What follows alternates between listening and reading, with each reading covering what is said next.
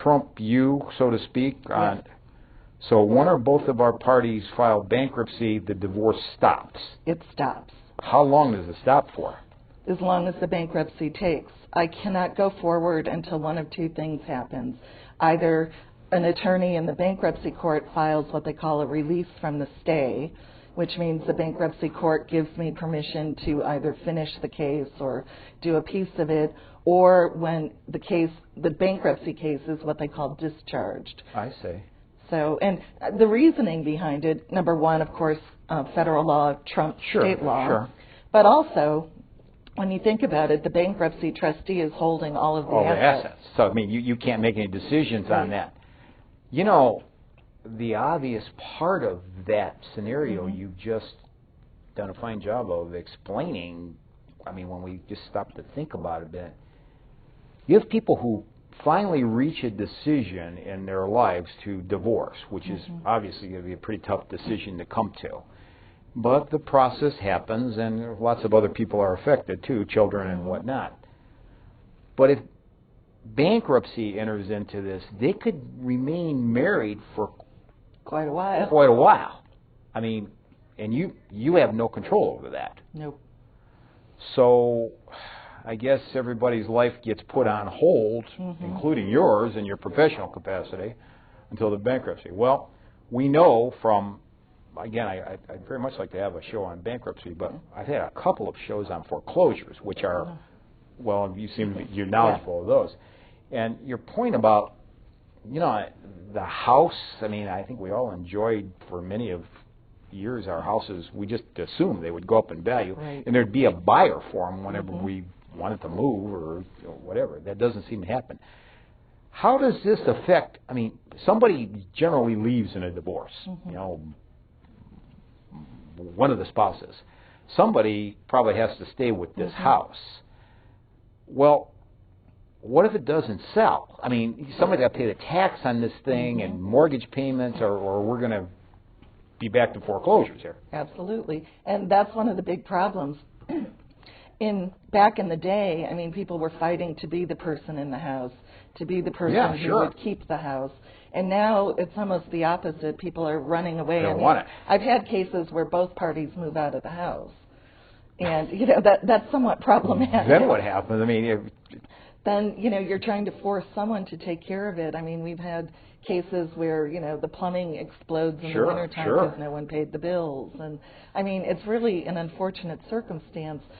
It's even worse in a way when the parties, because of, you know, perhaps a really high mortgage payment, they're forced to live together until it sells. Oh, boy.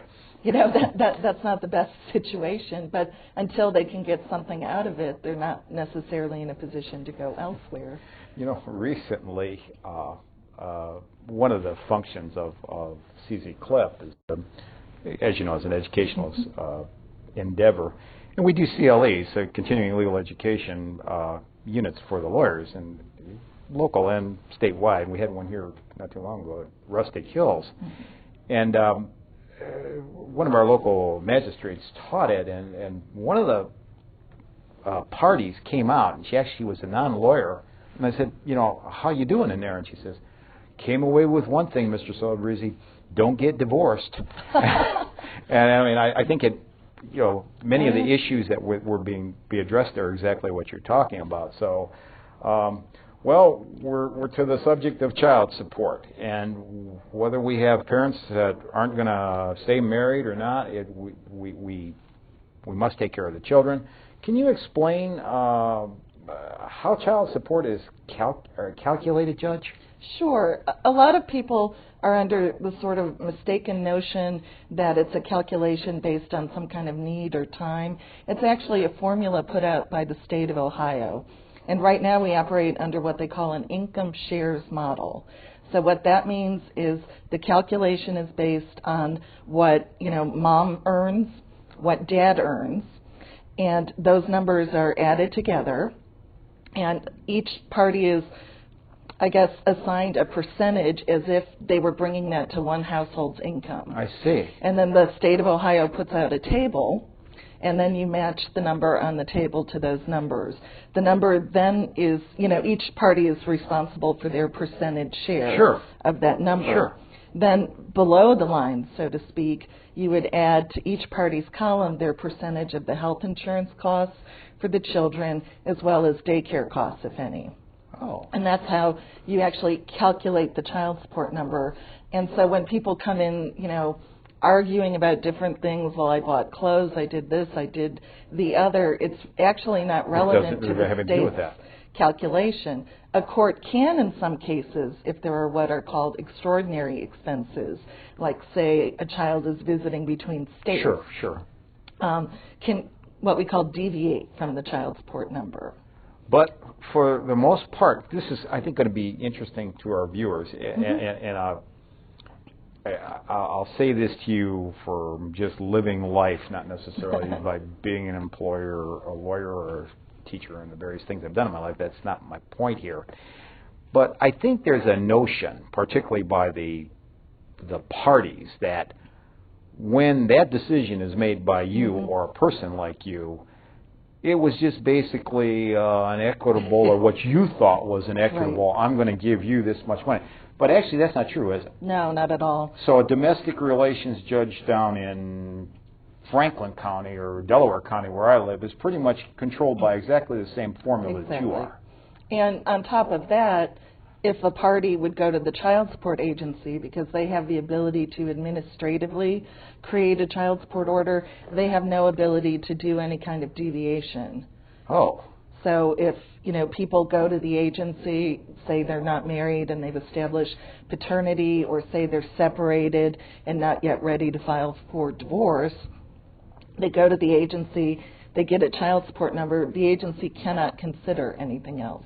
They would have to come to court. You've got to go through the process and whatever. All of which sometimes gets put on hold because a bankruptcy comes in there. That's right. Now, somewhere in that scenario, though, you do have the ability and the authority to create a temporary, don't you? Well, usually, people don't typically file for divorce if they're already in bankruptcy. Okay. Because we couldn't do anything. So right. Usually we've had the ability to put on a temporary order before they file. I see. And most people, frankly, end up filing during the divorce because until they consult with a lawyer, they don't realize that if one party would file for bankruptcy, say after the divorce, then all of those joint debts, the creditors are going to come after the other party. I see. So that creates things.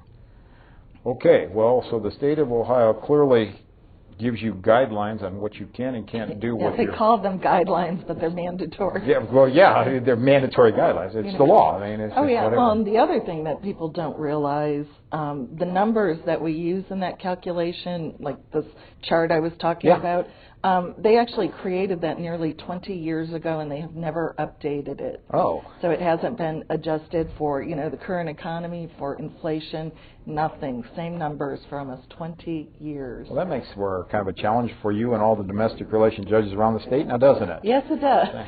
Yeah. But when you get there, and you will get there, I'm quite certain of that, I know for a fact you do, what happens if a parent doesn't pay it? Good question. There are a variety of enforcement mechanisms. The court has one essential mechanism, and that's called the contempt power.